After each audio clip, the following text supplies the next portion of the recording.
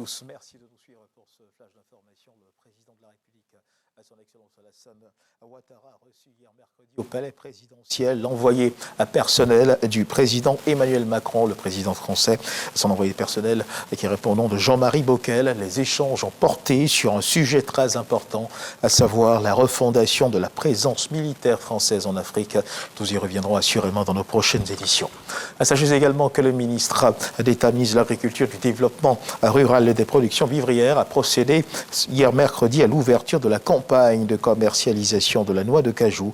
Covenant Kwasi Adjoumani a annoncé que le kilogramme de noix de cajou se négociera autour de 275 francs CFA, un prix plancher en baisse de 40 francs CFA en comparaison à la campagne précédente. En cause, le contexte international marqué par la persistance des crises russo-ukrainiennes et celle du Proche-Orient. Nous y reviendrons également dans nos prochaines éditions. Sachez qu'après plusieurs semaines d'interruption en raison de la Coupe d'Afrique des Nations 2023 qui s'est tenue en Côte d'Ivoire, la tribune à tout savoir sur, initiée par le CICG, le Centre d'information et de communication gouvernementale, a repris. Et pour l'occasion, la question des régimes matrimoniaux était au cœur des échanges.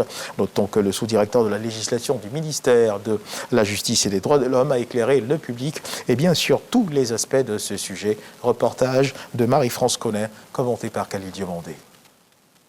Depuis l'adoption de la loi de 2019 sur le mariage, il existe désormais 3 régimes matrimoniaux en Côte d'Ivoire, notamment la communauté de biens, la séparation de biens et le contrat de mariage par acte notarié. Les spécificités des différents régimes examinées de fond en comble à la tribune Tout Savoir Sûr du CICG, le Centre d'information et de communication gouvernementale. La communauté de biens en Côte d'Ivoire, c'est une communauté réduite aux acquis.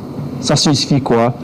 Vos acquis, vos biens acquis avant le mariage, vous restent acquis. Et l'héritage de vos parents vous sont acquis. Ce n'est pas un bien commun, l'héritage de vos parents. Les gains et revenus des époux font partie de la communauté. Les biens que chacun d'eux achète après la célébration du mariage tombent dans la communauté. S'agissant de la séparation des biens, chacun des époux conserve l'administration, la jouissance, la libre disposition de ses biens propres. La principale innovation, le contrat de mariage. Il offre plus de flexibilité aux futurs époux concernant la gestion de leur patrimoine. Le troisième régime vient pour leur donner la possibilité, la liberté de mettre sur papier eux-mêmes ce qu'ils veulent. Dans ce régime, liberté est donnée aux futurs époux de déroger aux règles impératives régissant le régime de la communauté et de la séparation des biens. Quel que soit le régime matrimonial choisi, des règles communes régissent les rapports entre les deux conjoints. Quel que soit le régime choisi, il faut s'acquitter de ses charges du ménage. Chacun des époux peut ouvrir sans le consentement de l'autre un compte bancaire et le gérer librement. La loi donne la possibilité aux époux de changer de régime matrimonial 2 ans après l'application du régime adopté au préalable. Toutefois, le changement doit se justifier par le seul intérêt de la famille. Et dans l'actualité internationale, la République démocratique du Congo, le Premier ministre Jean-Michel Sama Lukonde a présenté sa démission et celle de son gouvernement au président Félix Tshisekedi.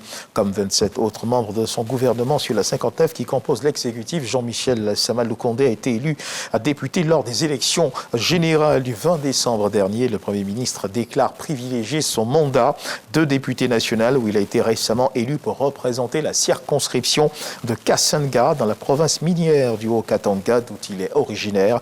Félix Tshisekedi avait nommé Jean-Michel Sama Lukonde à la tête du gouvernement en février 2021, après avoir fait éclater la coalition qu'il formait avec son prédécesseur Joseph Kabila. Et puis toujours dans l'actualité internationale en Haïti, un juge chargé de l'enquête sur l'assassinat du président Jovenel Moïse survenu en juillet 2021. Le juge Walter Vesser-Voltaire a inculpé Martine Moïse, la veuve du défunt président, l'ancien Premier ministre Claude Joseph et l'ancien chef de la police nationale Léon Charles, ainsi que plusieurs autres personnes. Selon un rapport obtenu lundi dernier, notons que Claude Joseph et Martine Moïse sont accusés de complicité et d'association criminelle. Cette dernière avait été blessée lors de l'attaque contre le président.